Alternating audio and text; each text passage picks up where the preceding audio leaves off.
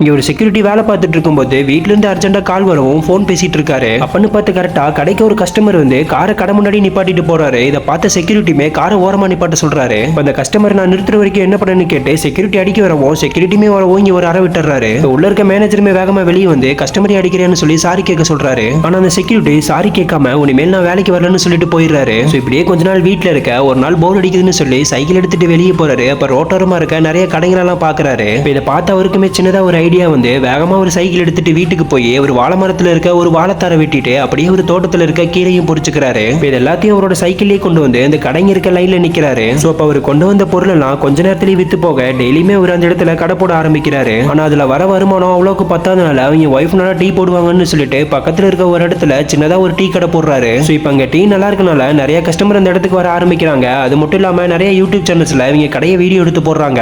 கொஞ்ச நாள் போக சின்னதா டீ கடையில ஆரம்பிச்ச அவங்க முயற்சினால ஒரு பெரிய டீ ஷாப்பே ஆரம்பிச்சிடுறாங்க.